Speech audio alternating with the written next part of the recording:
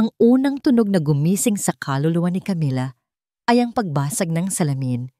Isang malakas, marahas na pagkabasag na sinundan ng isang sigaw.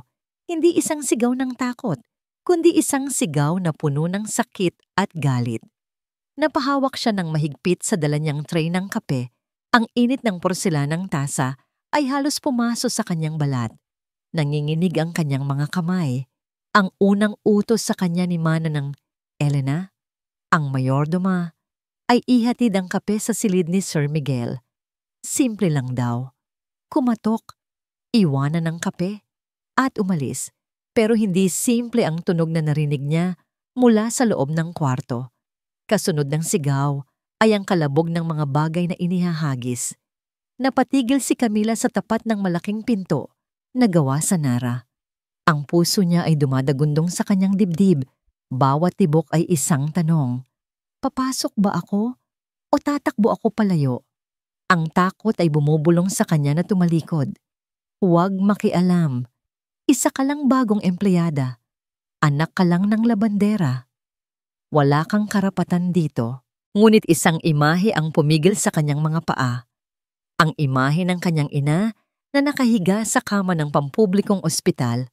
Ang mga tubo na nakakabit sa katawan nito, ang mahinang tunog ng makinang sumusubaybay sa tibok ng puso niya. Ang halaga ng operasyon ay parang isang bundok na imposibleng akyatin.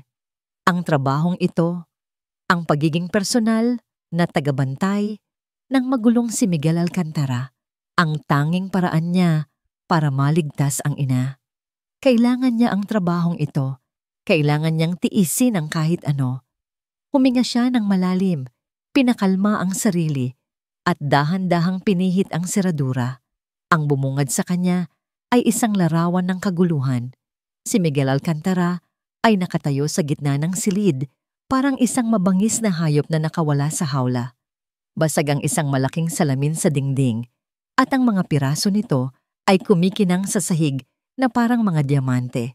Nakakalat ang mga gamit, isang mamahaling laptop, mga libro, isang florera na wala ng bulaklak, namumula ang kanyang mga mata. Mabilis ang kanyang paghinga at nakakuyom ang kanyang mga kamao sa gilid. Pawis na pawis ang kanyang noo. Hindi ito ang Miguel Alcantara na nakita niya sa mga magazine. Hindi ito ang aroganteng playboy na ngumingiti sa mga kamera. Ang lalaking nasa harapan niya ngayon ay isang taong nasasaktan, isang taong nalulunod. Sino ang nagpapasok sa'yo dito? Sigaw niya.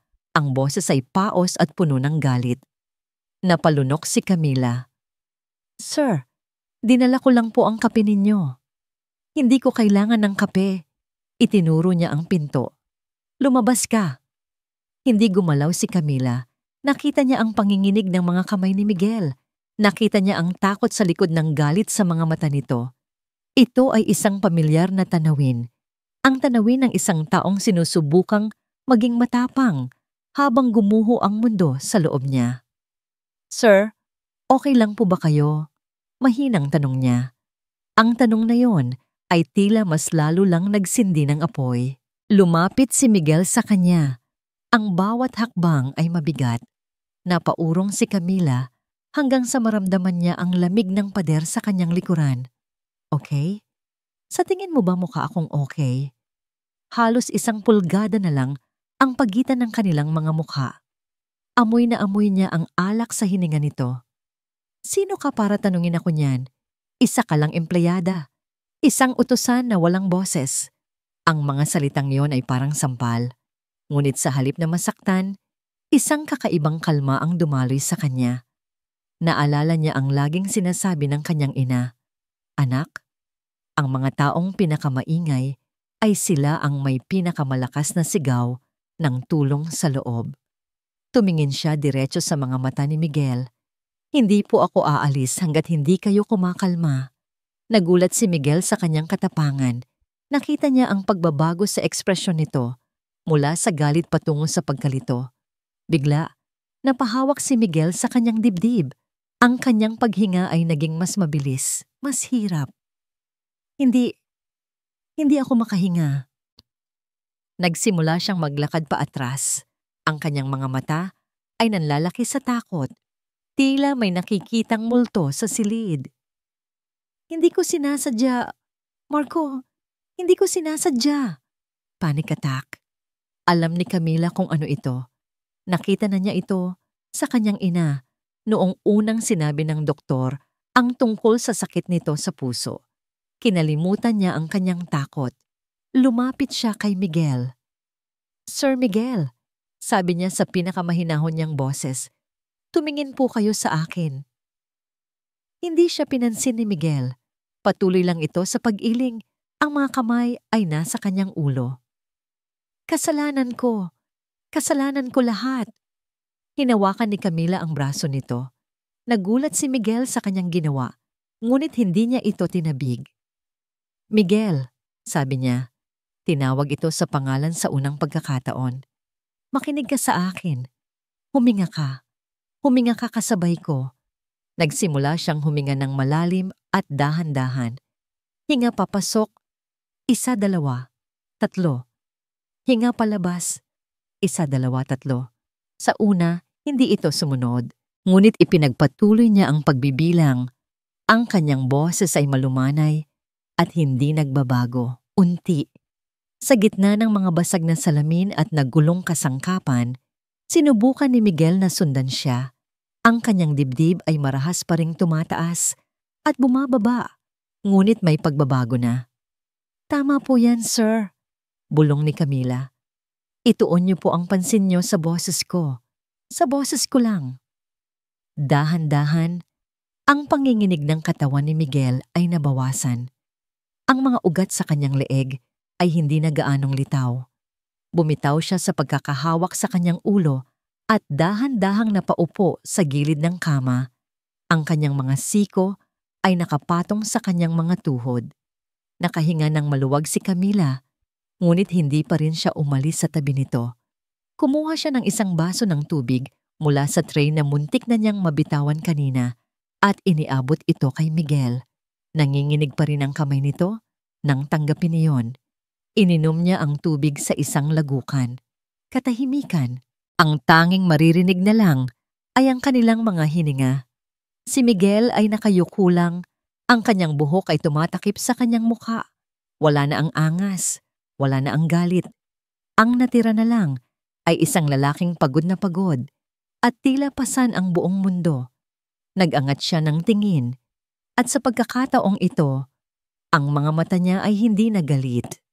Ang mga ito ay puno ng isang bagay na mas malalim, mamasakit, ang pagsisisi. Iniangat niya ang kanyang kamay at sa isang iglap ay inakala ni Camila na sasaktan siya nito. Ngunit sa halip, ang kamay ni Miguel ay dahan-dahang hinawakan ang sa kanya. Ang kanyang balat ay malamig at basa sa pawis. Nakatitig lang siya sa kawalan. Tila nakikita ang isang eksenang si Camila ay hindi bahagi. At sa isang boses na halos pabulong, puno ng bigat at kalungkutan, nagsalita siya. Marco, patawad. Nagising si Miguel na kumikirot ang ulo at tuyo ang lalamunan. Ang unang nasilayan ng kanyang mga mata ay ang mga sinag ng araw na tumatagos sa siwang ng kurtina at ang libu-libong piraso ng bubog na kumikinang sa sahig. Alaala, bumalik sa kanya ang lahat. Ang sigaw, ang pagwawala, ang panginginig, at si Camila. Agad siyang napabangon, halos mahilo sa biglaang paggalaw.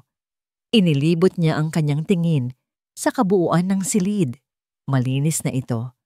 Ang mga basag na salamin ay nawala na. Ang mga gamit ay naibalik na sa ayos. Tanging ang bakanting pwesto sa dingding kung saan dating nakasabit ang salamin ang nagsisilbing paalala ng kanyang kahihiyan. At wala na si Camila. Isang bahagi niya ang nakahinga ng maluwag. Ayaw niyang makita ang babaeng nakasaksi sa kanyang pinakamasamang kahinaan. Ang babaeng hinawakan niya ang kamay sa gitna ng kanyang pagguho, pero isang bahagi niya ang nagtatanong, sino ang babaeng iyon? Sino mang ibang katulong ay tiyak na tatakbo papalabas, magsusumbong sa ibang kasambahay. Ngunit nanatili siya.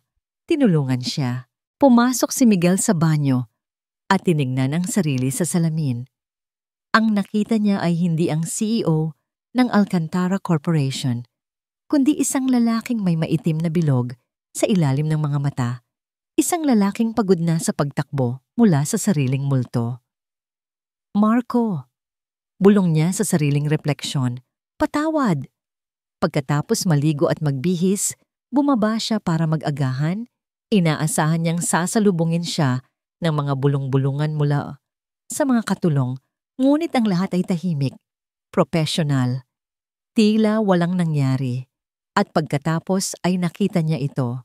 Si Camila, naglalapag ng mga plato sa mesa, kumikilos na parang ordinaryong araw lang. Hindi man lang siya nito tinignan. Umupo si Miguel. Kape, utos niya. Ang boses ay mas malamig kaysa sa kanyang intensyon. Nasa tabi niyo na po, sir, sagot ni Camila habang inaayos ang mga kubyertos.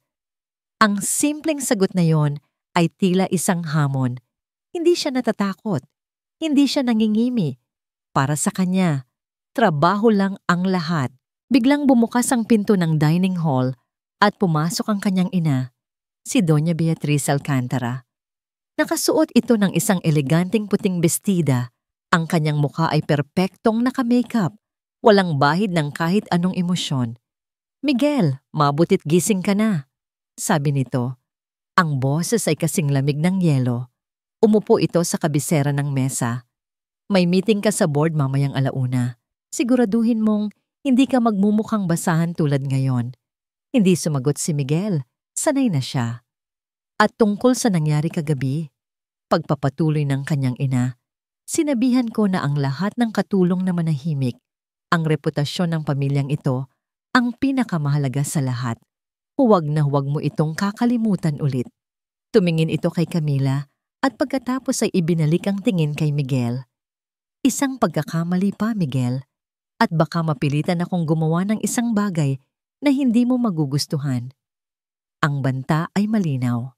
Ang alaala ng nangyari kay Marco at kung paano ito inayos ng kanyang ina ay bumalik sa kanyang isipan.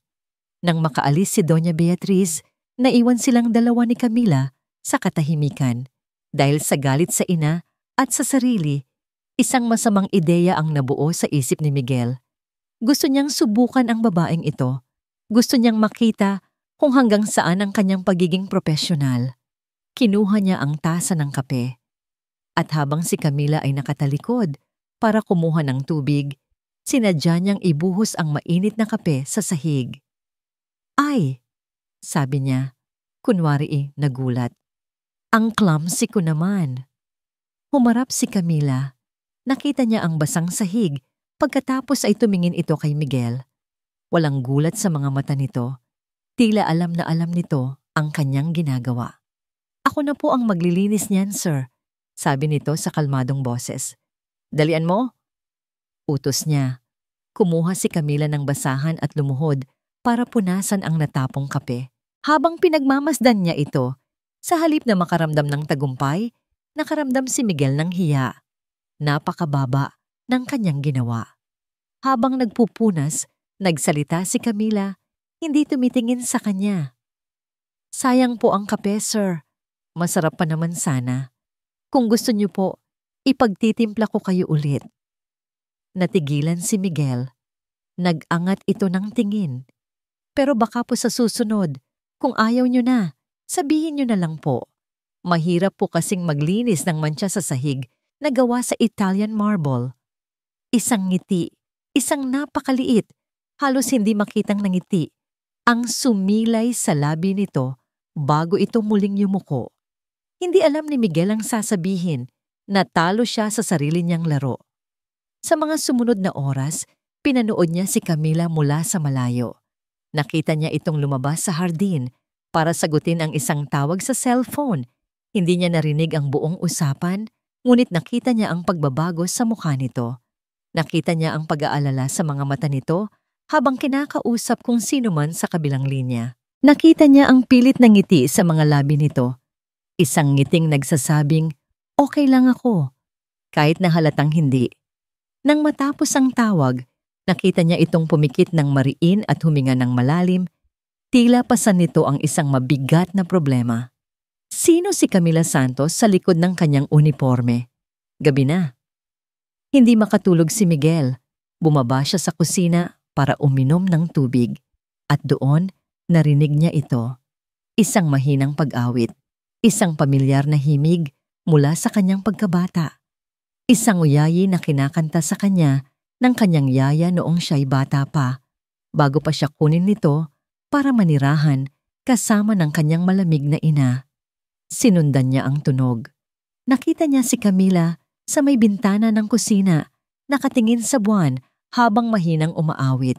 Nakababa ang kanyang buhok, hindi na nakatali sa isang mahigpit na bun. Sa liwanag ng buwan, tila nag-iba ang kanyang anyo. Hindi na siya isang katulong, kundi isang babae na puno ng kalungkutan at pangungulila. Ang awit ay tumagos sa puso ni Miguel. Ginising ang isang bahagi niya na matagal nang natutulog. Nang matapos ang kanta, nanatili itong nakatingin sa labas. At sa katahimikang yon, naramdaman ni Miguel ang isang hindi maipaliwanag na koneksyon sa kanya. Dahan-dahan siyang lumakad palapit. Hindi siya napansin ni Camila hanggang sa nasa likuran na niya ito. Nagulat ito at napaharap sa kanya. Hindi nagsalita si Miguel. Hinakbangan niya ang espasyo sa pagitan nila. Pinapanood ang pagbilis ng pagtaas at pagbaba ng dibdib nito. Napaurong si Camila hanggang sa maramdaman niya ang pader sa kanyang likuran. Wala na siyang kawala. Ikinulong siya ni Miguel sa pagitan ng kanyang mga braso. Ang isang kamay ay nakapatong sa pader sa tabi ng ulo ni Camila. Nakita niya ang bahagyang panginginig ng mga balikat nito.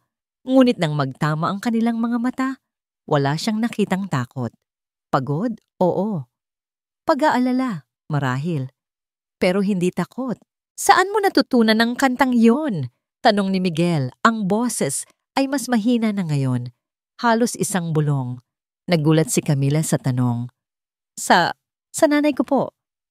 Kinakanta niya po sa akin yon noong bata pa ako. Tumango si Miguel. Tila kinukumpirma ang isang bagay sa kanyang isipan. Ang sagot ay nagdala sa kanya pabalik sa isang malayong alaala. Isang mainit na yakap. Isang pakiramdam ng kaligtasan na matagal na niyang kinalimutan. At ang babaeng ito, ang anak ng kanilang labandera, ang nagbalik noon sa kanya. Sino ka ba talaga? Gusto niyang itanong, bakit sa lahat ng tao, ikaw pa ang nakakakita sa mga basag na piraso ko? Bakit hindi ka tumatakbo? Ngunit ang lumabas sa kanyang bibig ay iba. Isang depensa, isang pader na muli niyang itinatayo sa kanilang pagitan. Pinagmasdan niya ito mula ulo hanggang paa. Ang kanyang tingin ay naging mapanuri at malamig. Sinusubukan niyang ibalik ang dating sila, ang amo at ang utusan. Gusto niyang ipaalala sa babae at sa kanyang sarili kung saan sila nakapwesto sa mundong ito. Huwag kang mag-isip ng kung ano-ano. Bulong ni Miguel. Ang kanyang hininga ay mainit sa mukha ni Camila. Ang kanta. Nagkataon lang yon. Huwag mong isipin na dahil nakita mo akong mahina kagabi, ay espesyal ka na. Tinitigan siya ni Camila. Sa ilalim ng malamlam na ilaw ng kusina, nakita ni Miguel ang refleksyon ng kanyang sarili sa mga mata ng dalaga. Walang takot, walang panghuhusga, tanging isang nakakabinging katahimikan. Alam ko po ang lugar ko, Sir Miguel, sagot ni Camila. Ang boses nito ay matatag, walang panginginig. Nandito ako para magtrabaho. Yun lang. Napatawa ng mahina si Miguel. Isang tawa na walang halong saya. Trabaho. Pera. Yun lang ba talaga? Mas inilapit niya ang kanyang mukha. Halos magdikit na ang kanilang mga ilong. Amoy na amoy niya ang pabango ni Camila. Hindi mamahalin. Amoy sabon lang at pulbos. Pero bakit parang ito ang pinakamabangong amoy na nalanghap niya matapos ang mahabang panahon? Nakakabaliw. Nakakainis. Gusto niyang umatras, pero parang may magnet na humahatak sa kanya palapit.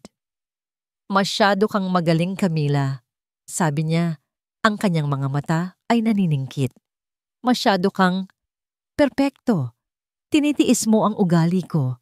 Nililinis mo ang kalat ko. Kinakanta mo pa ang kanta ng yaya ko. Ano ba talaga ang plano mo? Hindi sumagot si Camila.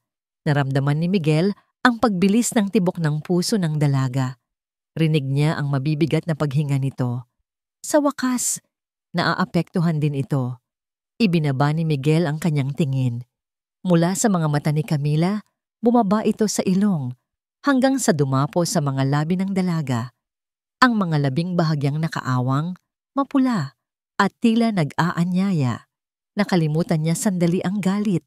Nakalimutan niya si Marco. Nakalimutan niya ang kanyang ina. Ang tanging alam niya lang ay ang init ng katawan ng babaeng nasa harapan niya at ang pagnanais na tikman ang bawal. Mas idiniin niya ang kanyang kamay sa pader. Ikinukulong si Camila sa kanyang mundo.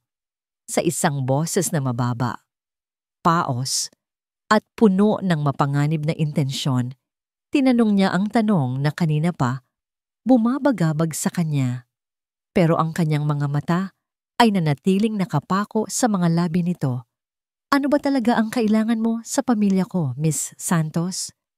Ilang gabi na ang lumipas mula noong insidente sa kusina.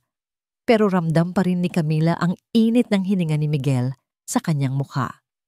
Ang tensyon sa pagitan nila ay parang isang goma na banat, konting pitik na lang, at mapapatid na ito.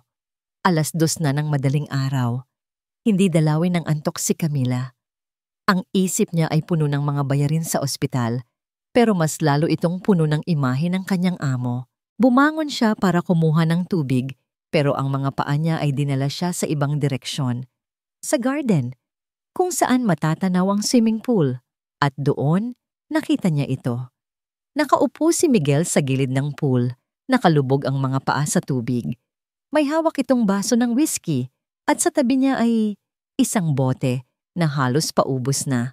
Ang liwanag ng buwan ay tumatama sa tubig, naglalaro sa kanyang mukha na puno ng lungkot. Gusto sanang tumalikod ni Camila. Alam niyang bawal ito. Alam niyang apoy ang nilalaro niya. Pero ang lungkot sa postura ni Miguel ay humahatak sa kanya. Para itong isang batang nawawala sa dilim. Huminga siya ng malalim at lumapit. Sir Miguel? Mahinang tawag niya. Gabi na po. Baka lamigin kayo. Hindi lumingon si Miguel. Tinaas lang nito ang baso at ininom ang natitirang alak. Bakit gising ka pa, Camila? Ang pagbigkas niya sa pangalan nito ay walang halong angas o utos. Pagod lang. Umupo si Camila sa tabi niya. Nag-iiwan ng sapat na distansya. Hindi po ako makatulog. Kayo po? Napatawa ng mapait si Miguel. Tumingala ito sa langit. Natatakot akong pumikit. Kasi pag pumipikit ako, nakikita ko siya. Naririnig ko siya. Alam ni Camila kung sino ang tinutukoy nito. Si Marco. Ang pangalang binanggit nito nung inatake ito ng panic attack. Gusto niyo po bang pag-usapan? Tanong ni Camila. Sa loob ng mahabang sandali, akala niya ay paaalisin na naman siya nito. Pero lumingon si Miguel sa kanya. Ang mga mata nito ay mapupungay dahil sa alak, pero malinaw ang sakit na nakapaloob dito. Siya ang best friend ko, panimula ni Miguel. Ang boses ay basag. Nandoon ako noong gabing iyon. Ako ang nagmamaneho. Lasing ako. Sabi ko kaya ko. Sabi ko, chill lang bro, malapit na tayo. Humigpit ang hawak ni Miguel sa baso. Narinig ni Camila ang langit-ngit ng kristal. Iniwan ko siya, Camila. Pagpapatuloy niya, tumutulo na ang luha. Duguan siya sa loob ng kotse. At ako? Tumakbo ako. Tumawag ako kay mama at yun ang ginawa namin. Tinakbuhan namin ang lahat. Binayaran namin ang katahimikan ng pamilya niya. Pero ang ingay pa rin sa utak ko. Sa sobrang diin ng pagkakahawak ni Miguel, biglang nabasag ang baso sa kanyang kamay. Napasinghap siya habang tumalsik ang mga bubog. Dumaloy ang dugo mula sa kanyang palad. Sir! Agad na lumapit si Camila. Kinuha niya ang panyo mula sa kanyang bulsa at mabilis na idiniin ito sa sugat ni Miguel. Ano ba? Bakit niyo sinasaktan ang sarili niyo? Naghalo ang takot at pag-aalala sa boses ni Camila. Nakalimutan na niya na amo niya ang kausap.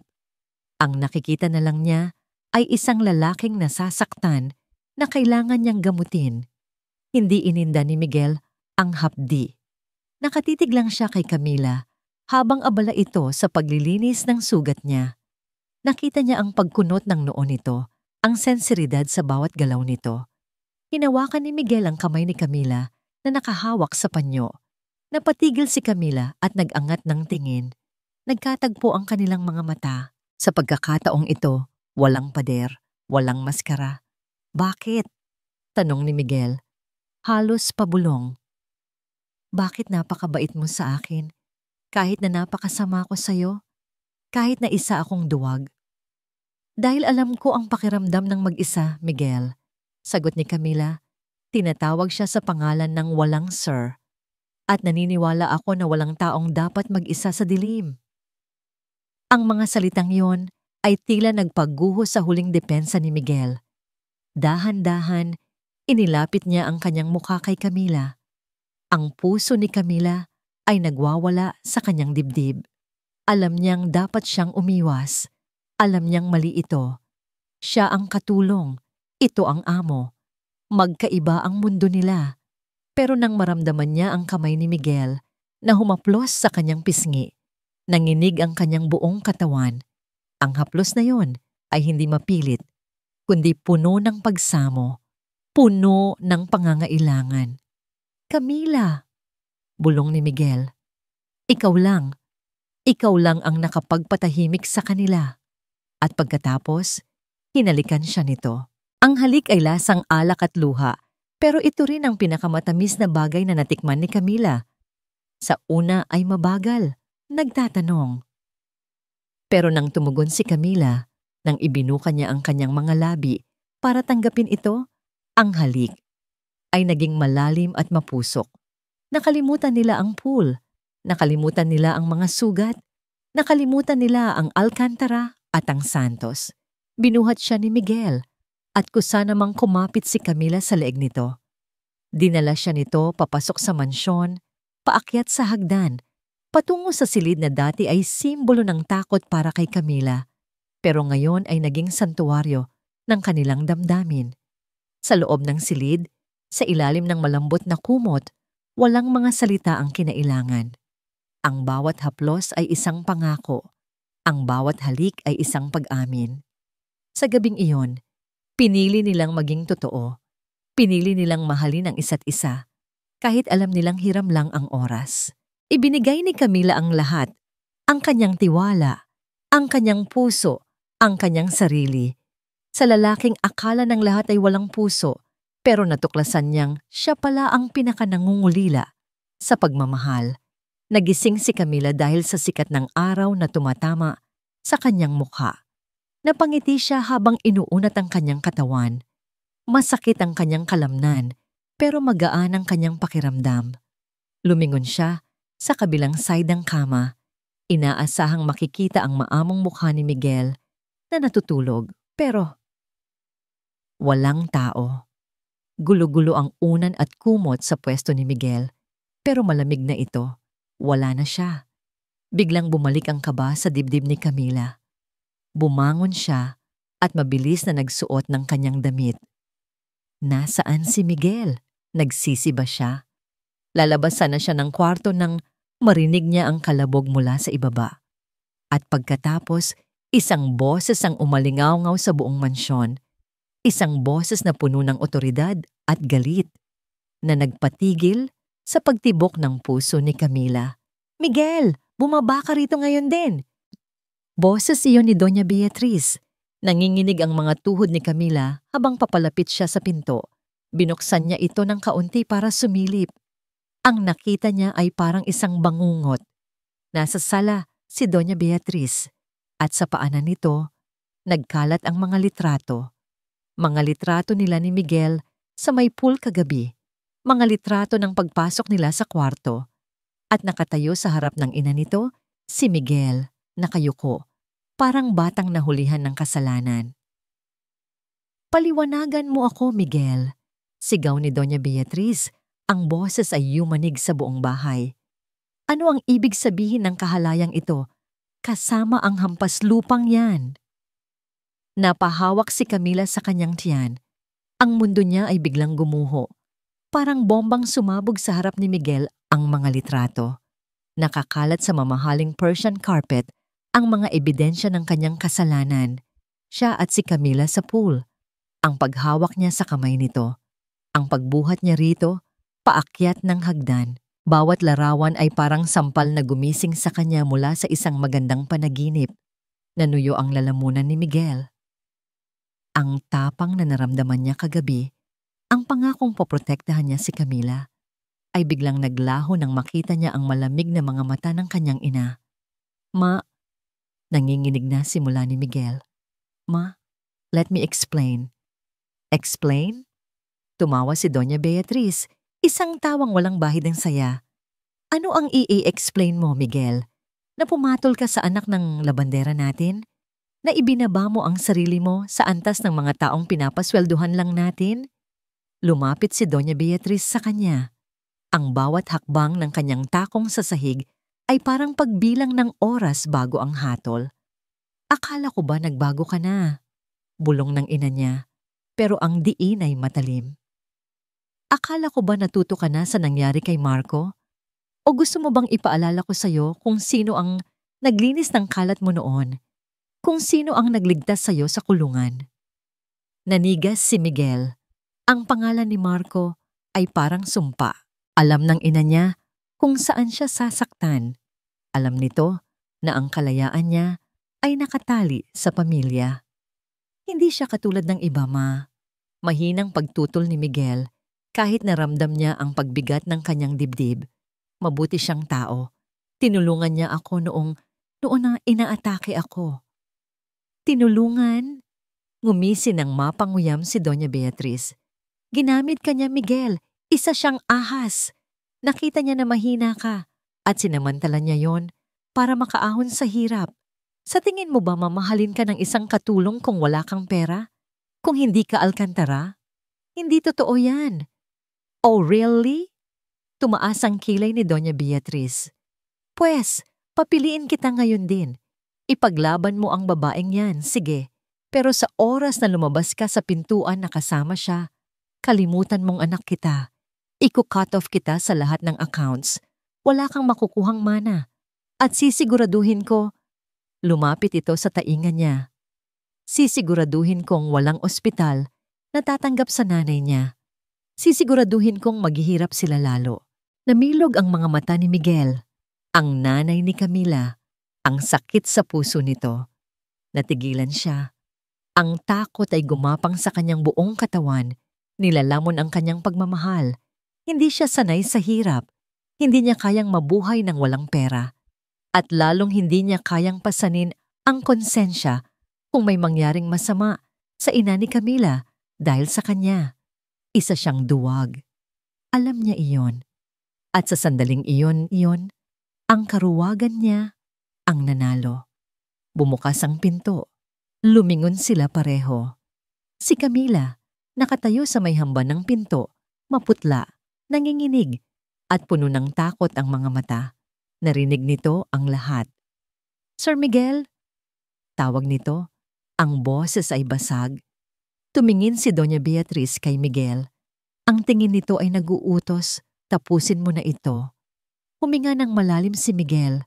Ang puso niya ay parang pinipiga, pero kinailangan niyang isuot muli ang maskara ng isang alkantara.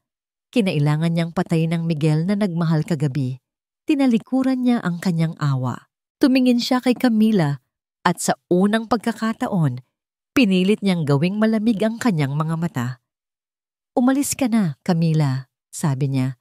Ang boses niya ay matatag, pero sa loob, sumisigaw siya. Parang sinaksak si Camila. "Miguel, anong sinasabi mo? Kagabi lang." "Lasing ako kagabi," putol ni Miguel. Ang bawat salita ay lasang apdo sa kanyang bibig. Isang pagkakamali yun. Nadala lang ako ng emosyon. Huwag mong bigyan ng mali siya ang isang bagay na pampalipas oras lang. Nakita niya ang pagguho ng mundo sa mga mata ni Camila. Ang sakit, ang gulat, ang pagkadurog. Mas masakit pa ito kaysa sa anumang sampal. Pampalipas oras? Ulit ni Camila.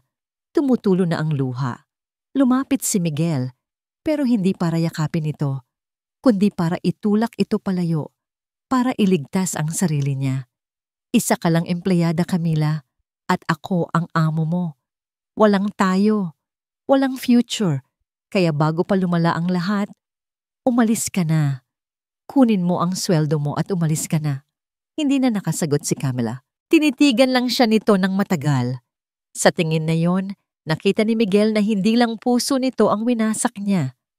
Winasak niya ang tiwala nito sa tao. Winasak niya ang dignidad nito. Tumalikod si Miguel. Hindi niya kayang tignan ito habang umiiyak. "Manang!" sigaw ni Doña Beatriz. "Ilabas ang babaeng to. Siguraduhin niyo ring wala siyang ninakaw." Rinig ni Miguel ang mga yabag ng pag-alis ni Camila. Mabibigat. Mababagal. Nang marinig niya ang pagsara ng main door, parang may kung anong namatay sa loob ni Miguel. Napaupo siya sa sofa at ibinaon ang mukha sa mga palad. Nanalo siya.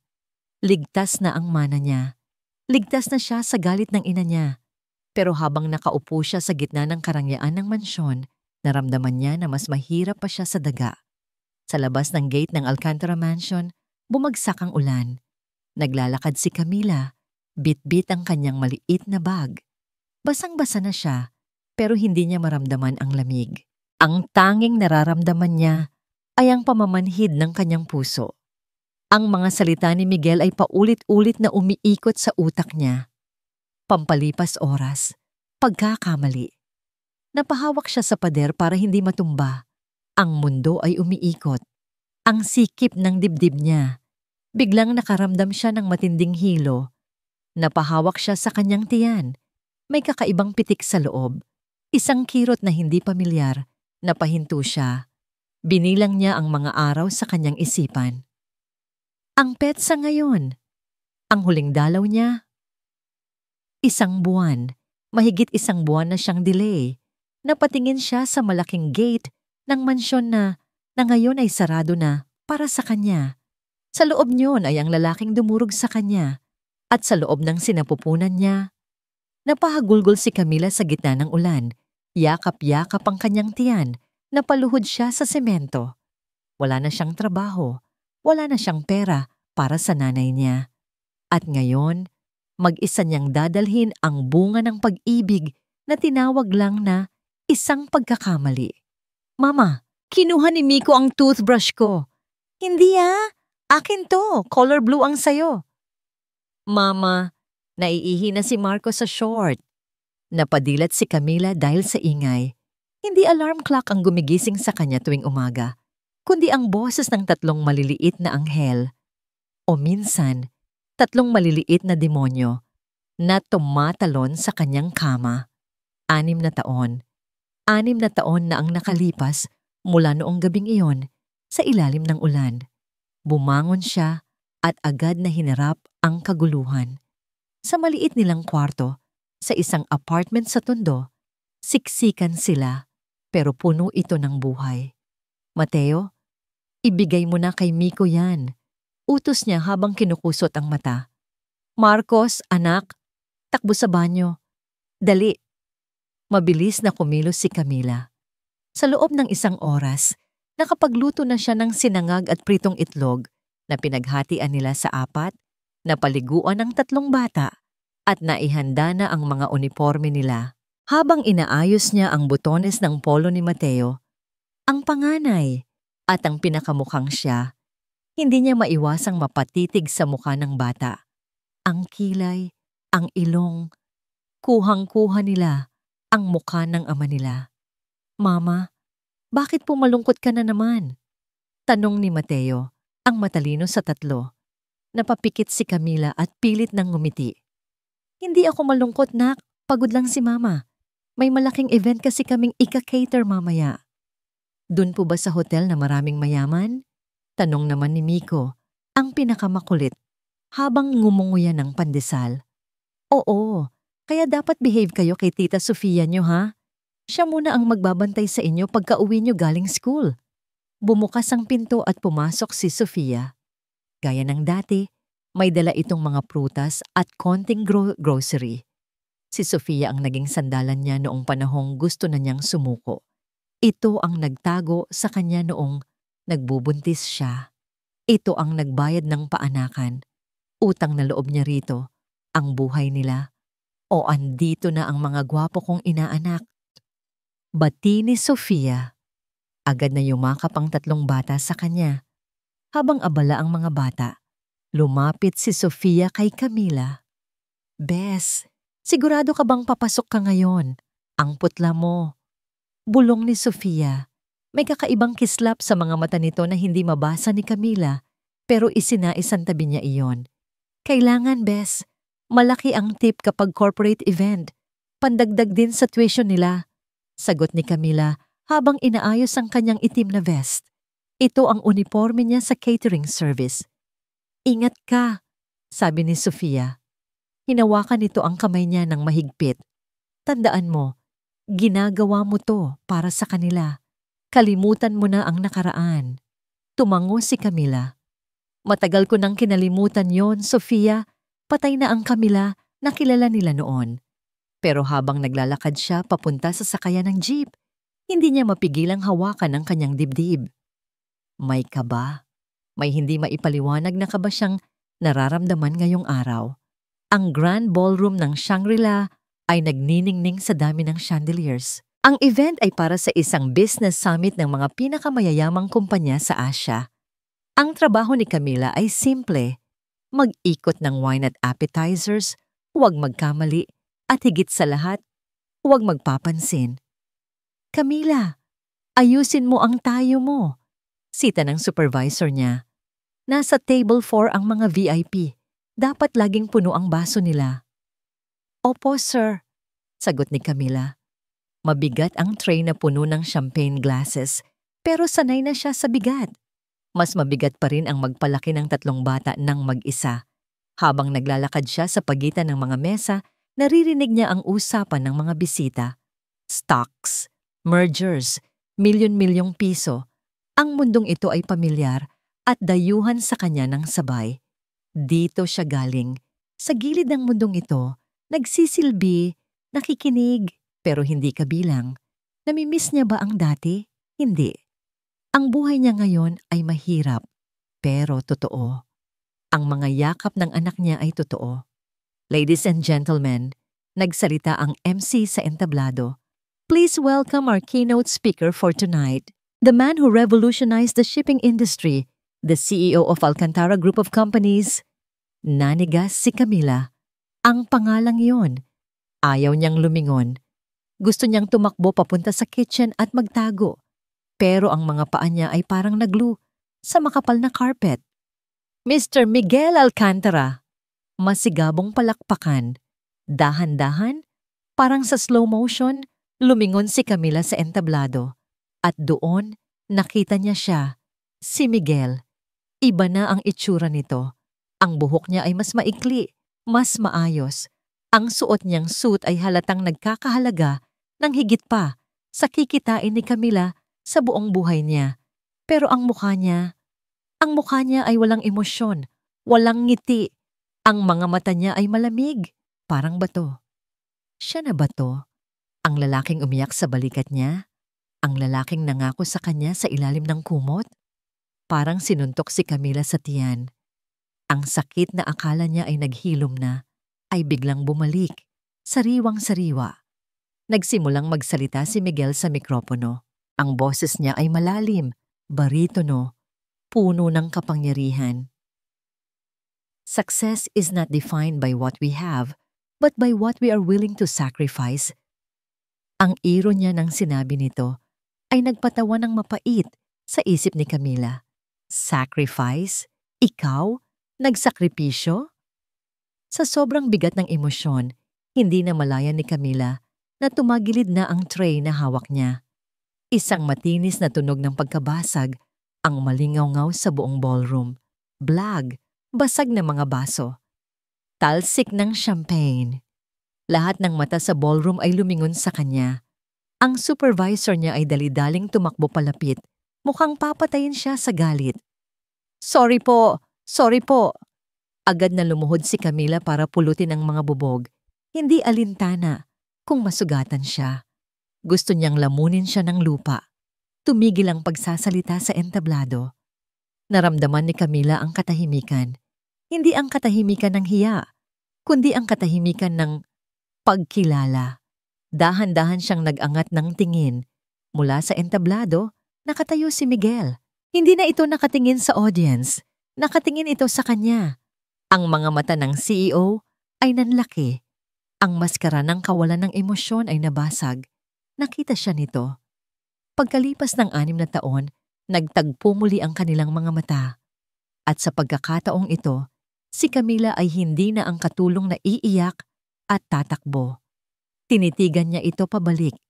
Ang galit at sakit ay nagahalo sa kanyang dibdib. Bumaba si Miguel sa stage. Hindi dumaan sa hagdan, kundi tumalon pababa. Nagbulungan ang mga tao. Mr. Alcantara? Naglakad si Miguel palapit sa kanya. Binangga ang ilang waiter. Hindi inaalis ang tingin kay Camila. Parang may sariling buhay ang mga paa ni Camila. Tumayo siya, iniwan ang mga basag na baso at tumalikod. Kailangan niyang makaalis. Kailangan niyang protektahan ang mga anak niya. Camila! Ang sigaw ni Miguel ay umalingaw-ngaw sa buong hall. Hindi huminto si Camila. Tumakbo siya palabas ng pinto habang ang puso niya ay sumisigaw ng isang babala. Huwag kang magpapahuli. Huwag na huwag. Hindi mapakali si Miguel sa loob ng kanyang opisina sa pinakamataas na palapag ng Alcantara Tower. Ang view mula sa floor-to-ceiling glass window ay ang buong Makati skyline, ang kaharian na kanyang pinamumunuan. Siya na ngayon ang CEO. Ang bawat utos niya ay batas. Ang bawat pirma niya ay nagkakahalaga ng bilyon-bilyon. Pero sa kabila ng lahat ng ito, ang tanging nakikita niya ay ang takot sa mga mata ni Camila noong gabing iyon sa hotel. 1 linggo na ang nakalipas mula noong insidente sa ballroom. 1 linggo na siyang naghahanap. Nag-hire na siya ng mga private investigator, pero parang bula na naglaho si Camila. Walang record, walang address. Tila ba sinadya nitong burahin ang sarili sa mapa? Sir Miguel, tawag ng kanyang secretary sa intercom. Nakaredy na po ang sasakyan para sa site inspection sa Quezon City. Napahilot si Miguel sa kanyang sentido. Sige, bababa na ako. Kailangan niyang magtrabaho. Kailangan niyang lunurin ang sarili sa meetings para hindi niya marinig ang katahimikan ng kanyang buhay. 6 na taon na siyang tumatakbo sa isang treadmill. Pagod na pagod, pero walang pinupuntahan. Ang site na pupuntahan nila ay isang lumang warehouse na balak nilang gawing mall. Pero habang nasa daan, naipit sila sa matinding traffic malapit sa Quezon Memorial Circle. Sir, mukhang matatagalan pa tayo, sabi ng driver. May banggaan po sa unahan. Tumingin si Miguel sa labas ng bintana.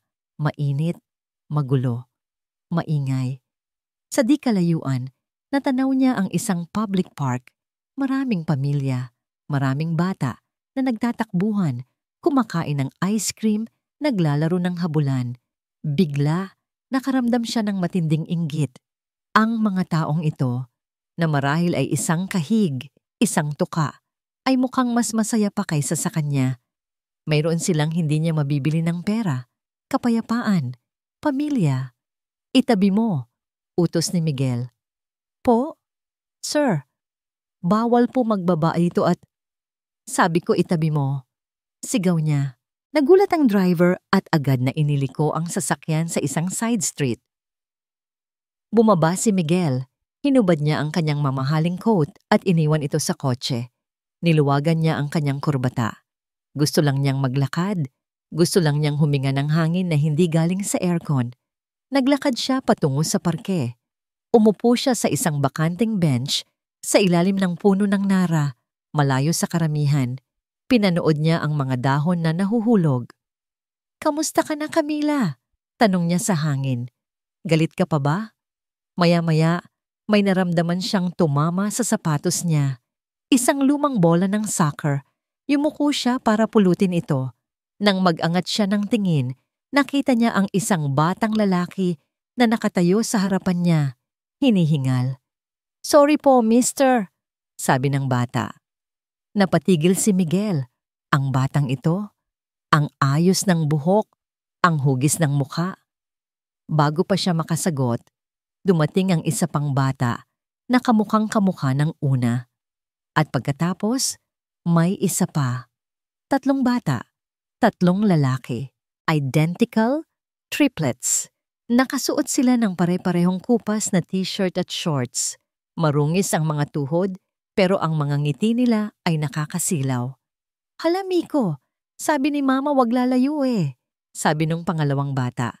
Si Marcos kasi, sinipa ng malakas." Sagot nung unang bata. "Si Miko pala." "Anong ako? Si Mateo kaya?" Turo nung pangatlo kay Mateo. Natahimik ang mundo ni Miguel. Ang mga pangalang iyon, Miko, Marcos, Mateo, lahat nagsisimula sa M. Pero hindi lang iyon. Tinitigan niya silang mabuti.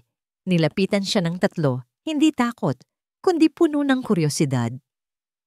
"Mister, yung bola po namin?" tanong ni Mateo, ang mukhang pinakamatanda sa kanila. Inabot ni Miguel ang bola, pero hindi niya binitawan agad. Hinawakan niya ang kamay ng bata.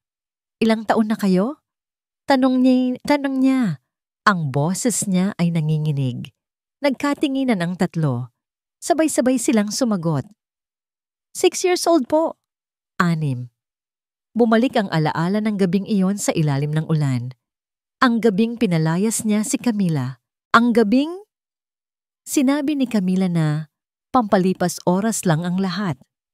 Posible kaya? Tiningnan niya ang mga mata ng mga bata. At doon, nakita niya ang sarili niya. Ang mga mata ng mga alkantara. Matalim, malalim, at kulay kape. Walang duda. Para siyang nakatingin sa salamin noong bata pa siya. Parang huminto ang pagtibok ng puso ni Miguel. Nanginginig ang mga kamay na binitawan niya ang bola. "Nasaan? Nasaan ang nanay niyo?" "Nandoon po. Bumibili ng fishball." Turo ni Miko sa direksyon ng mga food cart. Dahan-dahang tumayo si Miguel. Ang mga tuhod niya ay parang jelly. Sinundan niya ng tingin ang itinuturo ng bata. Sa gitna ng usok ng mga nag-iihaw, nakita niya ang isang pamilyar na bulto. Nakasuot ng simpleng maong at puting t-shirt, nakapusod ang buhok, nagbabayad sa tindero. Humarap ang babae. Hawak niya ang 3 stick ng fishball at 3 palamig. Si Camila. At nang makita ni Camila ang bench kung nasaan ang mga anak niya, nalaglag ang mga pagkaing hawak niya. Tumapon ang palamig sa semento. Nagkatitigan sila. Sa pagkakataong ito, walang stage, walang security guards, walang background music. Sila lang 2 at ang katotohanang 6 na taon na itinago. Agad na tumakbo si Camila palapit sa mga bata. Ang takot sa mukha nito ay hindi maipinta. "Miko, Marcos, Mateo, halika na!" Sigaw niya, hinihila ang mga anak palayo kay Miguel. "Mama, sayang yung fishball!" Reklamo ni Marcos. "Huwag kayong makulit, uuwi na tayo."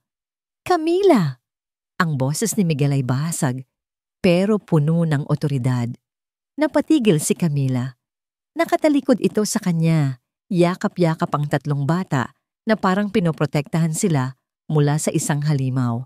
Naglakad si Miguel palapit. Bawat hakbang ay mabigat. Bawat hakbang ay puno ng pagsisisi at galit. "Bakit?"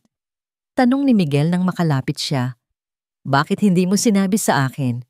Humarap si Camila. Ang mga mata nito ay nag-aapoy sa galit at may halong luha. "Ang alin, Miguel?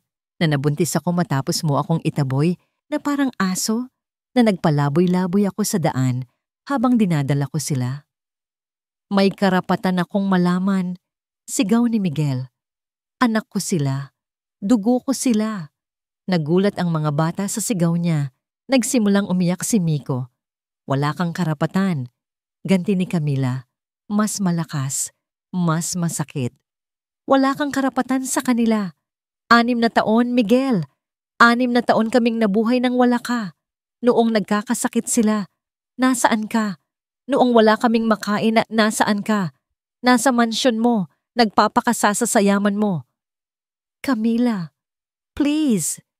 Lumambot ang boses ni Miguel. Gusto niyang hawakan ang mga bata. Gusto niyang yakapin ang mga ito. Pababayaan ko ba kayo kung alam ko? Alam mong hindi. Hindi ko alam, Miguel. Mapait na sagot ni Camila.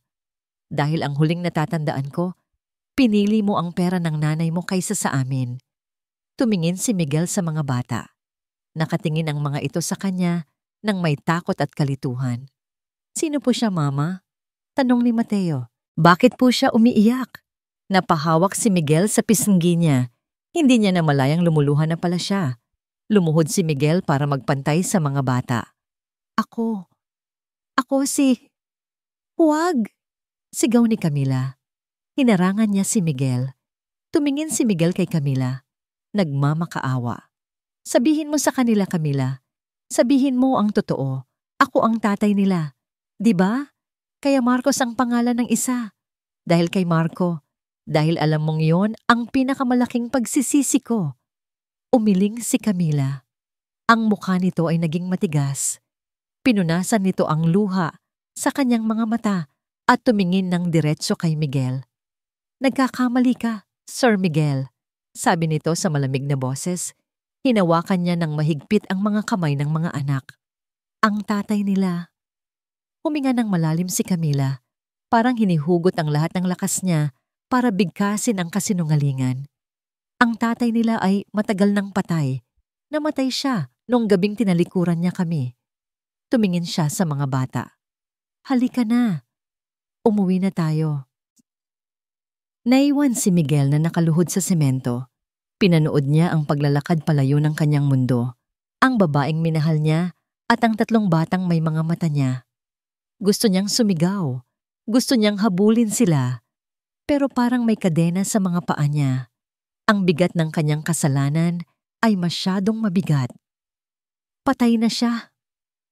Bulong niya sa sarili, inuulit ang sinabi ni Camila. At sa sandaling iyon, naramdaman ni Miguel na totoo nga iyon. Ang Miguel na may puso ay namatay 6 na taon na ang nakakaraan. At ang natira na lang ay isang bangkay na humihinga, na may suot, na mamahaling suit. Hindi mapakali si Camila.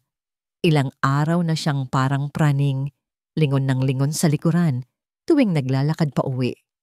Mula noong insidente sa parke, alam niyang hindi na tahimik ang buhay nila. Nabuksan na ang kahon ni Pandora at hindi na niya ito maibabalik sa dati.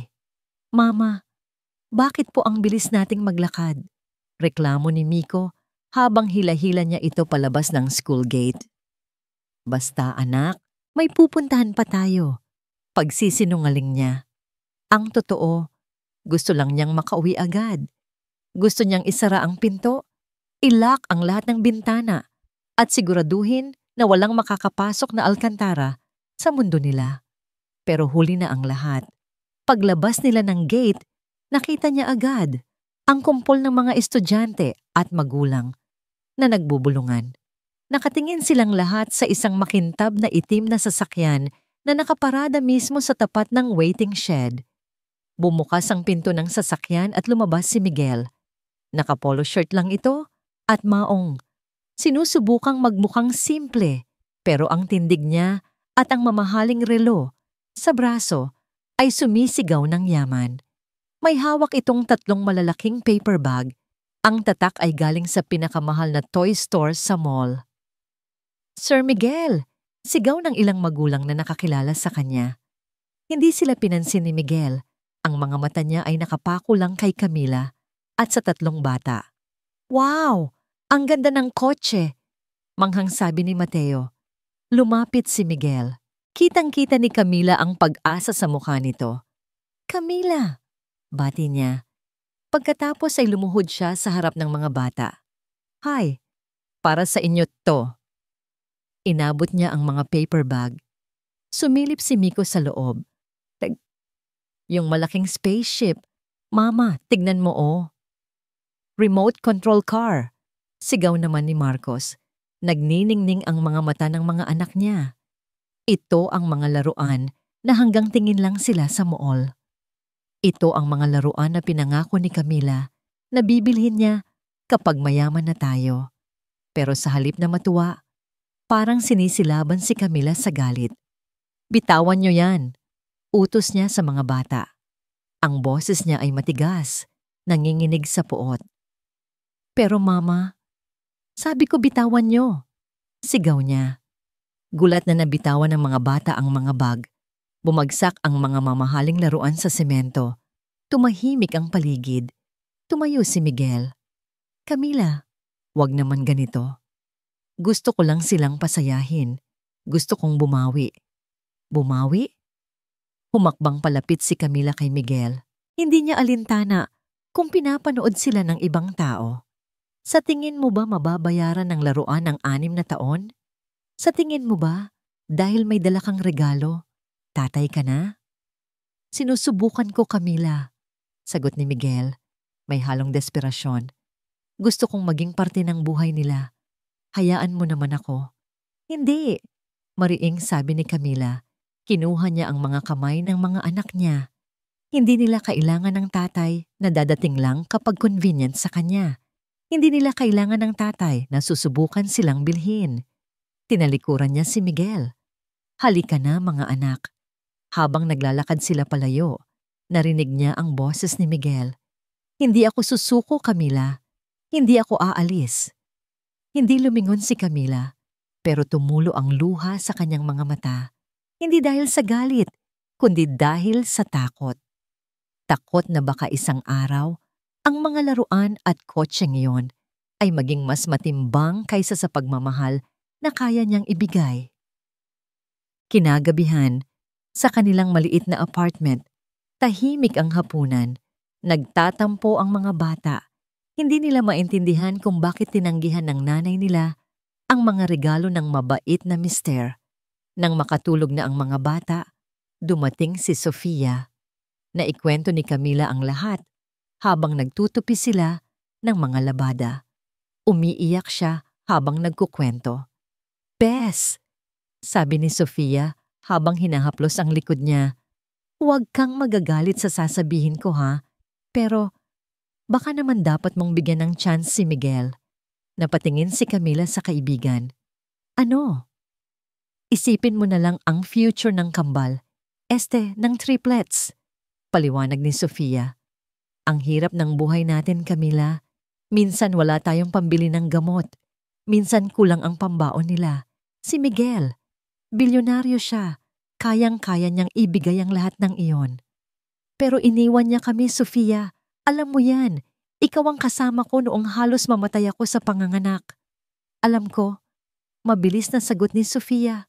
Umiwas ng tingin. Pero, tao lang din siya. Nagkakamali. Baka nagsisisi na talaga siya. Sayang naman yung tulong, Bes.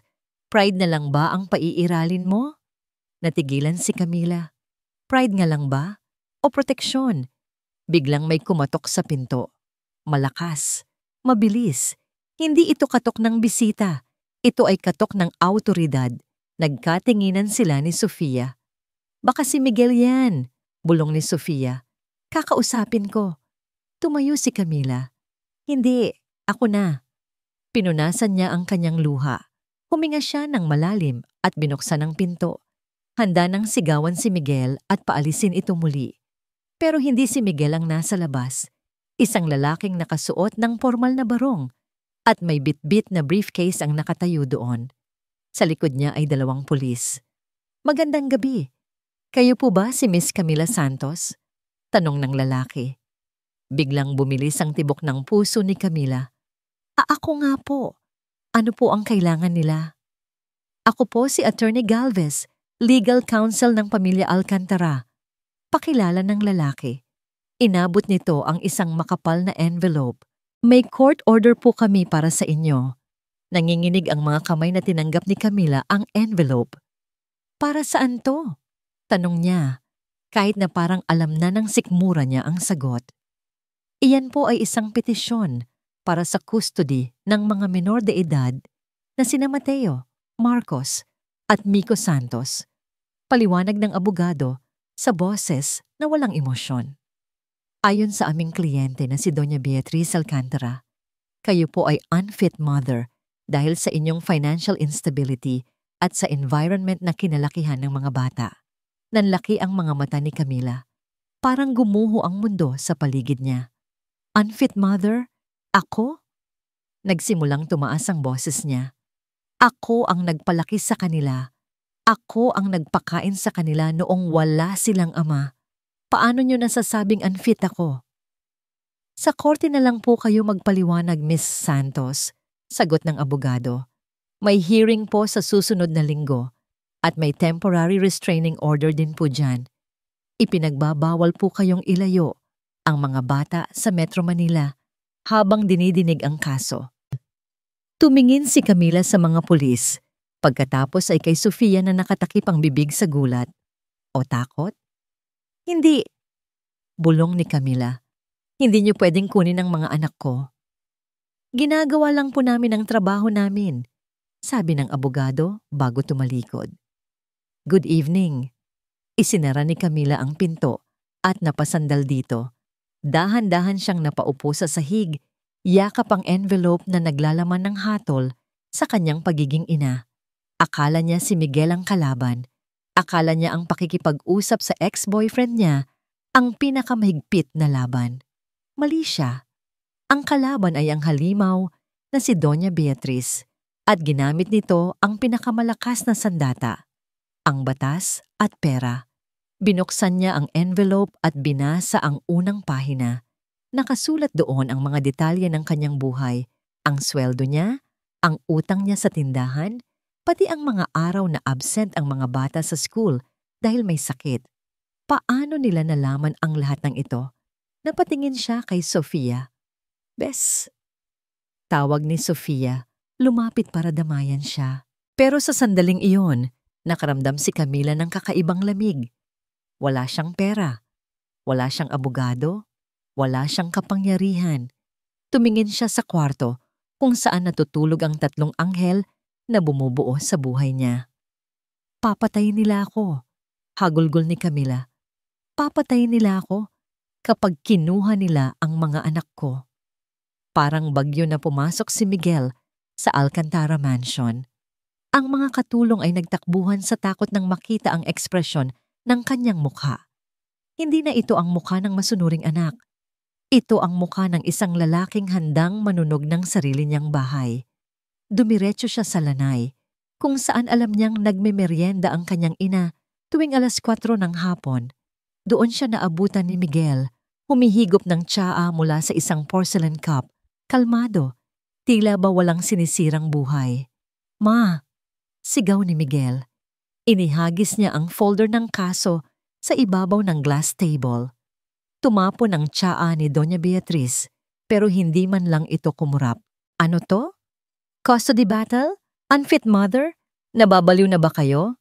Dahan-dahang ibinaba ni Doña Beatriz ang kanyang tasa. Kumuha ito ng napkin at pinunasan ng mancha sa mesa. Lower your voice, Miguel. Utos nito sa malamig na tono. Ginagawa ko lang ang hindi mo kayang gawin. Kinukuha ko ang mga apo ko. Apo? Wala kayong karapatang tawagin silang apo. Nanginginig ang mga kamay ni Miguel sa galit. 6 na taon. 6 na taon niyo silang binaliwala. Tapos ngayon, dahil nalaman niyong may dugo natin sila, gusto niyo silang nakawin kay Camila? Hindi ko sila ninanakaw. Katwiran ng ina niya. Tumayo ito para harapin siya. Inililigtas ko sila. Nabasa mo ba ang report? Nakatira sila sa isang squatter area. Minsan, sardinas lang ang ulam nila. Ang nanay nila, baon sa utang. Sa tingin mo ba hahayaan kong lumaki ang mga tagapagmana ng Alcantara sa ganong klaseng lugar? Pera lang ba ang basihan ng pagiging magulang, ma? Sumbat ni Miguel. Si Camila, kahit mahirap, minahal sila. Inalagaan sila. E tayo, anong ginawa natin? Kayo, anong ginawa niyo sa akin? Natigilan si Doña Beatriz. Lumaki ako sa palasyong ito, ma. Pagpapatuloy ni Miguel, ang boses ay basag na. Kumpleto sa laruan, kumpleto sa pagkain, pero kailanman, hindi ko naramdaman na may nanay ako. Puro negosyo, puro imahe. At ngayon, gagawin niyo rin yon sa mga anak ko? Pwes, hindi ako papayag. Wala kang magagawa, madiing sabi ni Doña Beatriz. Hawak ko ang pinakamagagaling na abogado at hawak ko ang lahat ng baho ni Camila. Mananalo ako, Miguel. At sa huli, magpapasalamat ka rin sa akin. Tinitigan ni Miguel ang kanyang ina. Sa sandaling iyon, hindi na ina ang nakikita niya, kundi isang halimaw na kumakain ng kaligayahan ng iba. Tandaan niyo to, ma. Bulong ni Miguel, ang boses ay mababa, pero puno ng babala. Kung itutuloy niyo ang kasong ito, hindi lang si Camila ang kalaban niyo. Kalaban niyo na rin ako. Tumalikod siya at naglakad palabas. Saan ka pupunta? Sigaw ni Doña Beatriz. Miguel, bumalik ka rito. Hindi na lumingon si Miguel. Sa bawat hakbang palayo sa mansyon, naramdaman niya ang pagkalag ng mga kadenang matagal nang nakatali sa kanya. Pagkasakay niya sa kotse, agad niyang tinawagan ng private investigator na kinuha niya noong nakaraang linggo. Ramirez, sabi niya sa telepono, gusto kong imbestigahan mo kung paano nakuha ng mother ko ang impormasyon tungkol kay Camila. Sir? Akala ko ba ipapahinto na natin ang investigasyon kay Miss Santos? Sagot ng nasa kabilang linya. Hindi kay Camila. Mabilis na sagot ni Miguel. Ang gusto kong malaman ay kung sino ang naglilik ng impormasyon sa kanya. Masyadong detalyado ang nasa court papers. Alam nila kung kailan nagkakasakit ang mga bata. Alam nila kung magkano ang utang ni Camila sa tindahan. Alam nila ang schedule niya. Huminga ng malalim si Miguel. Imposibleng makuha yon ng isang outsider. May traidor sa loob. May taong malapit kay Camila na nagbebenta sa kanya. Copy, Sir Miguel. Gagawin ko ang lahat. I'll get back to you ASAP. Binaba ni Miguel ang telepono. Pinaandar niya ang sasakyan.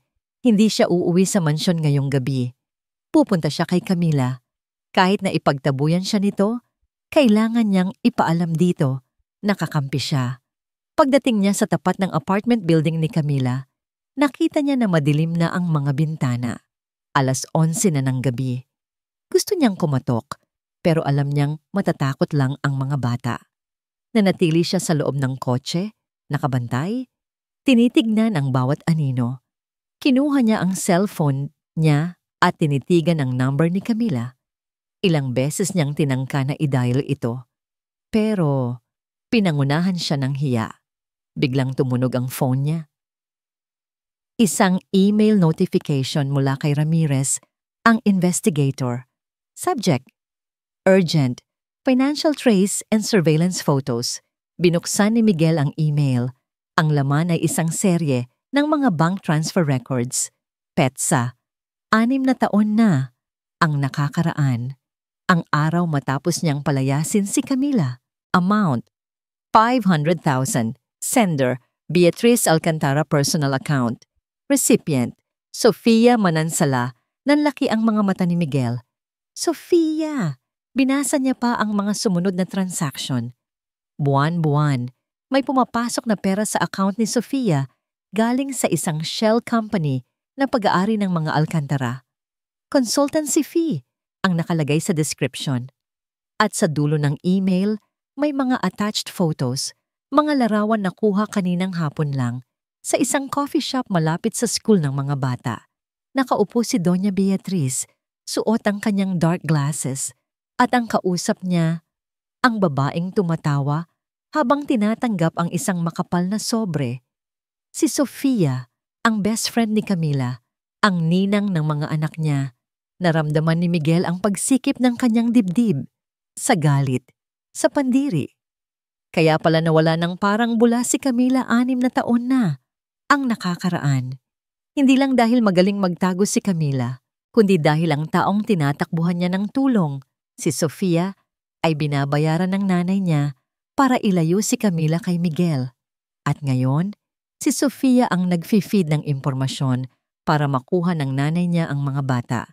Binaboy nila ang buhay ni Camila, pinaglaruan nila ito na parang manyika.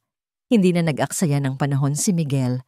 Pindot agad ang call button sa pangalan ni Camila. Ring, ring, ring. Sagutin mo, please. Sagutin mo. Bulong ni Miguel habang pinapalo ang manibela. Sa wakas, sumagot ang kabilang linya. Ang boses ni Camila ay inaantok at iritado. Ano ba, Miguel? Alam mo bang anong oras na? Pwede ba? Huwag ka nang tumawag. Sinabi ng ayaw kitang makausap at...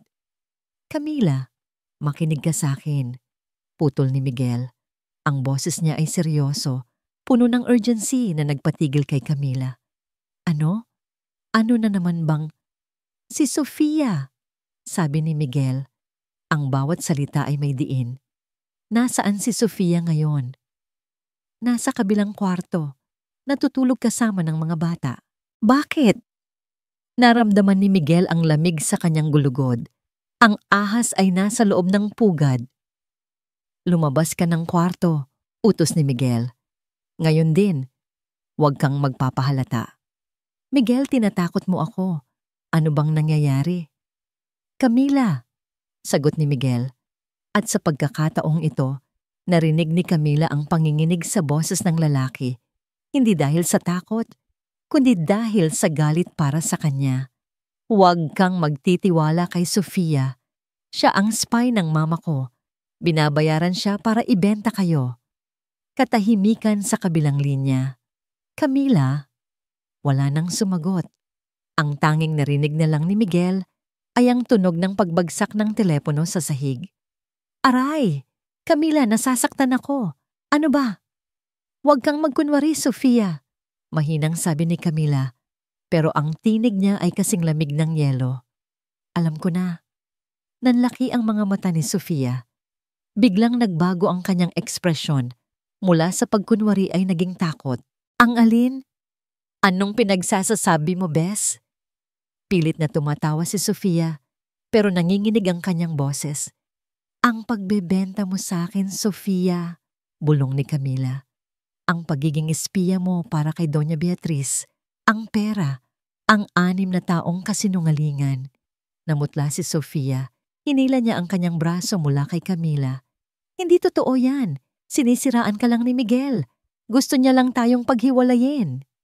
Sinisiraan? Napangiti si Camila, isang nangiting puno ng pait. Paano niya malalaman ang tungkol sa mga utang ko? Sa pagliban ng mga anak ko sa eskwela? Kung hindi mo ibinenta ang bawat detalye ng buhay namin sa kanila? Tumingin si Sofia sa mga bata na ngayon ay gising na at takot na pinapanood sila. Mga anak, kay mama niyo lang kayo maniniwala. Hindi totoo ang sinasabi niya. Hindi totoo. Isinara ni Camila ang pinto para hindi marinig ng mga kapitbahay ang sigawan nila. Hinarap niya si Sofia, ang kanyang mga mata ay nag-aapoy. Ibinigay ko sa iyo ang lahat, Sofia. Tinuring kitang kapatid. Ikaw ang naging pamilya ko noong wala akong ibang matakbuhan. Pero anong ginawa mo? Ibinenta mo ako sa kalaban. Para sa pera. Para sa inyo rin yun. Sigaw ni Sofia. Akala mo ba hindi ko nakikita kung gaano kakahirap? Hindi mo kayang itago ang mga anak mo habang buhay.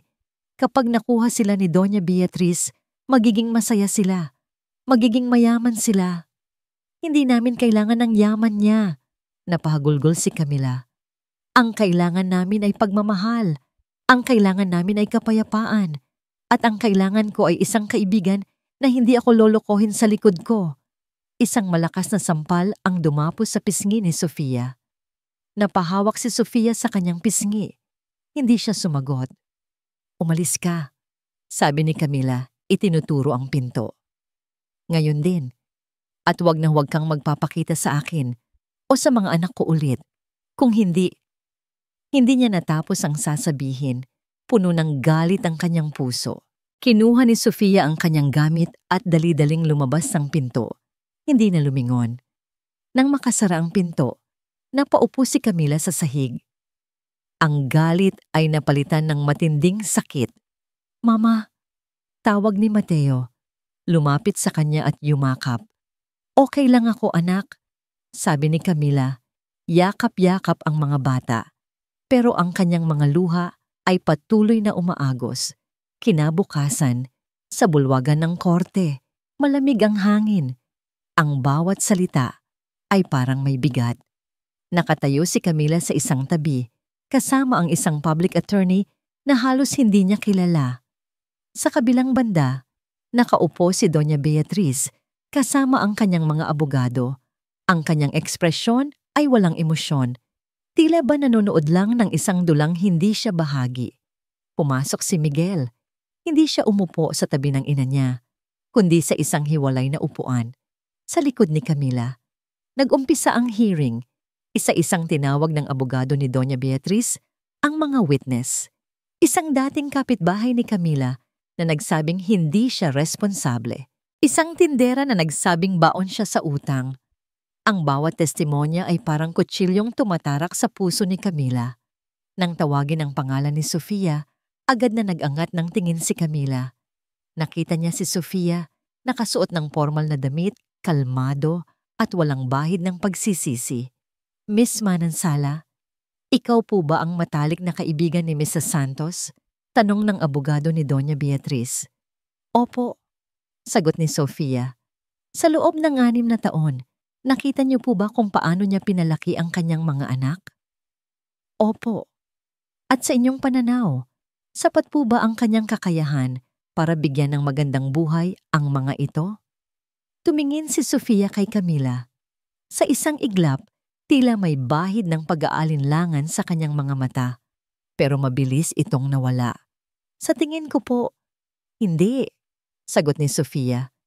Kailangan po ng mga bata ng isang pamilya na makakapagbigay sa kanila ng mas magandang kinabukasan. Nagsimulang umugong ang bulwagan.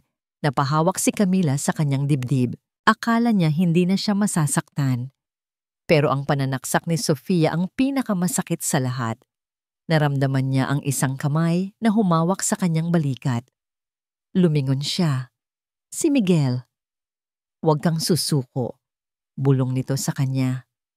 "Ang mga anak ko," bulong ni Camila. Umiiyak na. "Kukunin nila ang mga anak ko." "Quiet please," sigaw ng judge. "Your Honor," sabi ng abogado ni Doña Beatriz. "Malinaw po ang ebidensya. Ang ina ay hindi po kayang suportahan ang mga anak. Kaya po kami ay humihiling na ibigay ang custody kay Doña Beatriz Alcantara, ang biological grandmother ng mga bata." Nakahinga ng maluwag si Doña Beatriz. Ang isang ngangiti ay sumilay sa labi nito. Humarap ang judge kay Camila. "Miss Santos, mayroon po ba kayong gusto idulog?"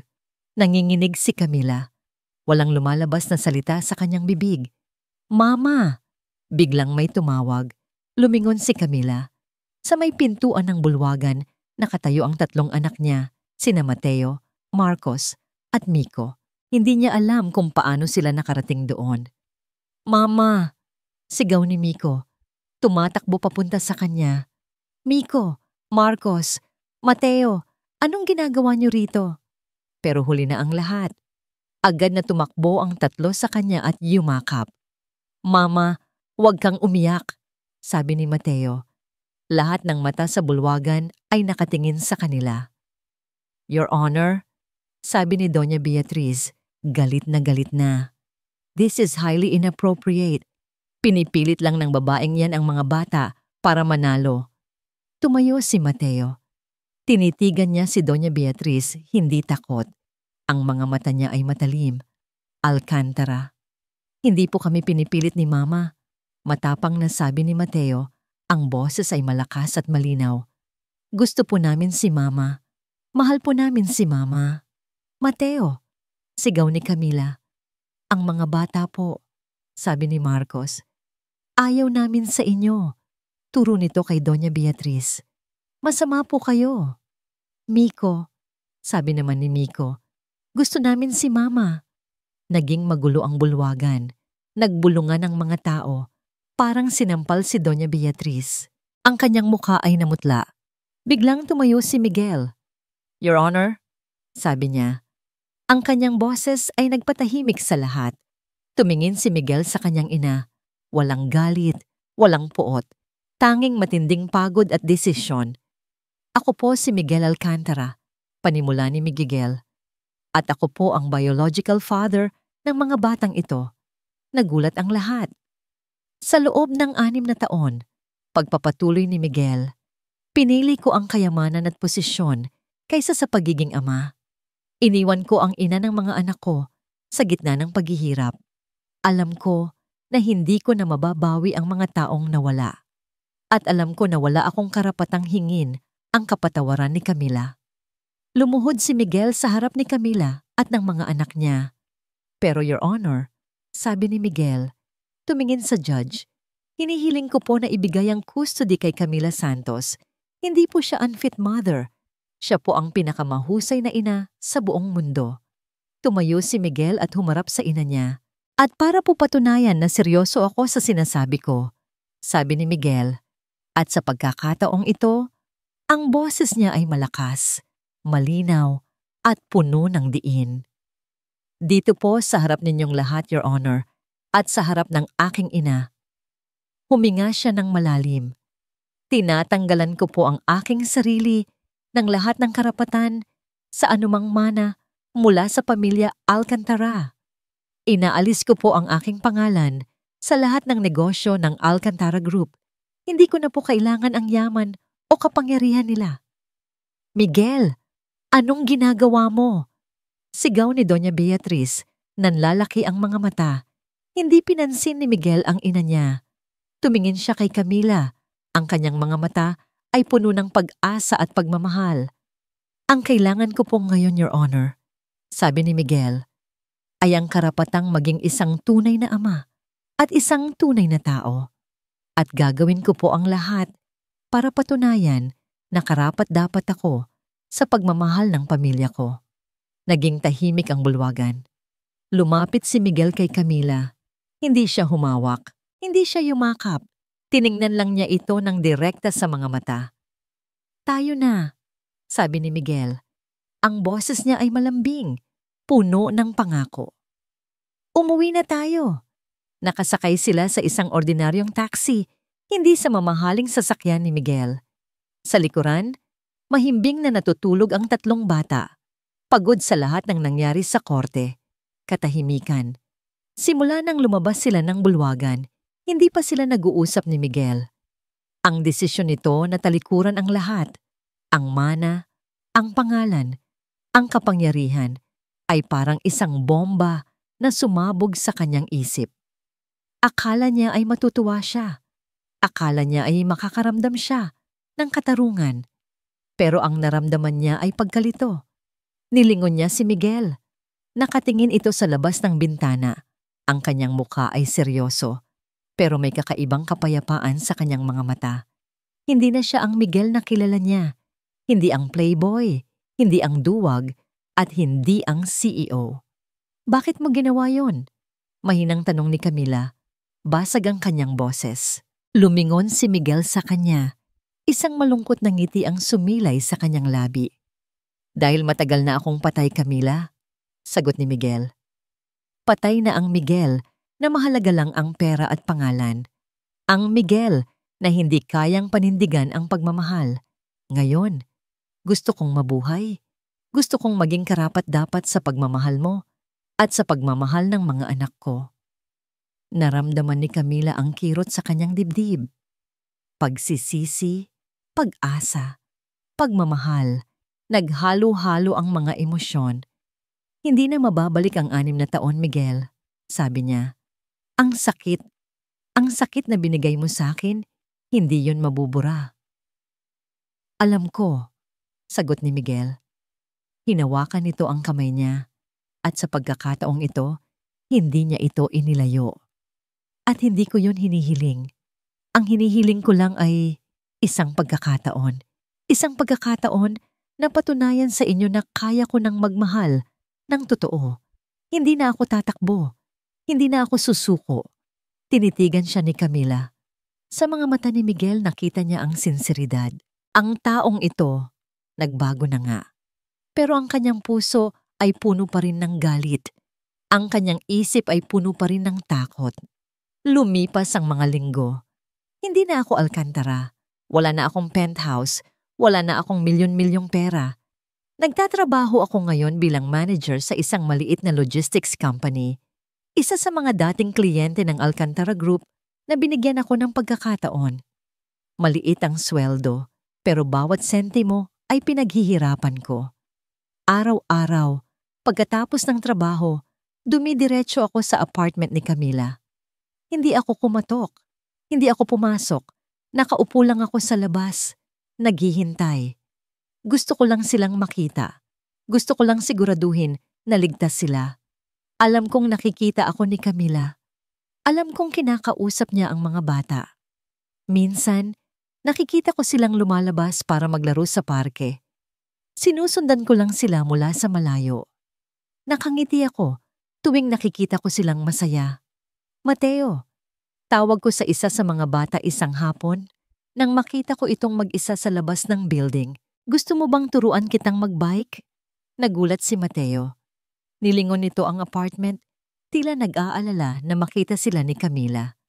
Bawal po, mister, sabi ni Mama. Sandali lang, pakiusap ko. Secret lang natin. Hindi ko naman sasaktan ng mama mo. Gusto ko lang maging kaibigan mo. Unti-unting lumambot ang mukha ni Mateo. Sige po. Sa mga sumunod na araw, naging secret namin ang pagbibisikleta. Sa una ay si Mateo lang. Pagkatapos ay nakita ko na rin si Marcos at Miko na naglalabas ng kanilang mga bisikleta. Sa bawat turo ko, sa bawat tawa nila, naramdaman ko ang paggaling ng isang sugat sa aking puso. Isang gabi, habang nagtutulak ako ng bisikleta ni Miko, lumabas si Camila sa pintuan. Nakasuot ito ng shorts at t-shirt. Ang kanyang buhok ay nakababa. Hindi kami nagsalita. Tiningnan lang niya ako habang tinuturuan ko ang kanyang mga anak.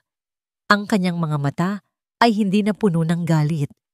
Ngayon ay puno na ito ng pag-aalinlangan. Nang makatulog na ang mga bata, naupo kami ni Camila sa labas, sa hagdan. Mahal ka nila, sabi ni Camila. Ang boses ay mahina. Mahal ko rin sila, sagot ko. At mahal kita, Camila. Tumingin siya sa akin. Ang mga mata niya ay basa na. Ang dami kong galit, Miguel, sabi niya. Ang dami kong tanong. Bakit ngayon lang? Bakit kailangan pang dumaan sa lahat ng sakit na yon? Wala akong sagot na makakapawi sa sakit mo, Camila. Sagot ko. Pero ipinapangako ko, sa bawat araw na darating, gagawin ko ang lahat para patunayan sa'yo na karapat-dapat ako sa pagmamahal mo. Hindi ko nahahayaang may manakit sa'yo. Hindi ko nahahayaang may bumastos sa'yo. Hindi ko napipiliin ang sarili ko kaysa sa inyo. Niyakap ko siya ng mahigpit. Sa una ay nanatili siyang matigas, pero unti-unti, naramdaman ko ang pagluwag ng kanyang katawan. Naramdaman ko ang pag-iyak niya sa aking balikat. Patawarin mo ako, Camila, bulong ko.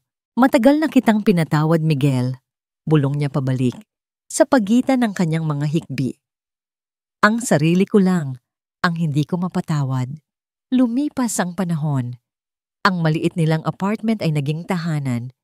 Nagkatrabaho si Miguel sa isang shipping company at unti-unting lumaki ang sweldo niya. Si Camila naman ay nagbukas ng maliit na catering business kasama ang ilang kaibigan. Ang buhay ay hindi na mayaman pero puno ng pagmamahalan at kapayapaan. Isang araw, habang nasa parke sila kasama ang mga bata, lumuhod si Miguel sa harap ni Camila. Camila Santos, sabi niya, at sa pagkakataong ito, walang kaba sa boses niya. Tanging pagmamahal lang. Hindi ko alam kung anong mangyayari bukas. Hindi ko alam kung may yaman akong maibibigay sa'yo. Pero ipinapangako ko, ibibigay ko ang buong puso ko sa'yo. sa ating mga anak. Gusto ko na maging pamilya tayo ng totoo. Pakakasalan mo ba ako? Tiningnan ni Camila ang kanyang mga anak. Sina Mateo, Marcos at Miko ay nakangiti. Hinihintay ang sagot niya. Tiningnan niya si Miguel. Ang mga mata nito ay puno ng pag-asa. Isang matamis na ngiti ang sumilay sa kanyang labi. Oo, Miguel, sagot ni Camila habang tumutulo ang luha. Papakasalan kita. Yumakap sila ng mahigpit sa isa't isa, kasama ang kanilang 3 anak. Ang larawan ng isang pamilyang binuo ng pagmamahal, pagpapatawad at tapang. Sa di kalayuan, sa loob ng isang mamahaling kotse, nakaupo si Doña Beatriz. Nakatingin siya sa pamilyang Alcantara Santos na ngayon ay mas masaya pa kaysa sa kanya. Isang butil ng luha ang dumaloy sa kanyang pisngi. Hindi malinaw kung ito ay luha ng pagsisisi o ng matinding panghihinayang sa lahat ng nawala sa kanya, ang anak niya, ang mga apo niya, at ang pagkakataon na magmahal. Ang pag-ibig, sa huli, ay hindi nasusukat sa yaman o sa pangalan. Ito ay nasusukat sa tapang na piliin ang tama, sa lakas na bumangon mula sa pagkakamali, at sa puso na handang magpatawad.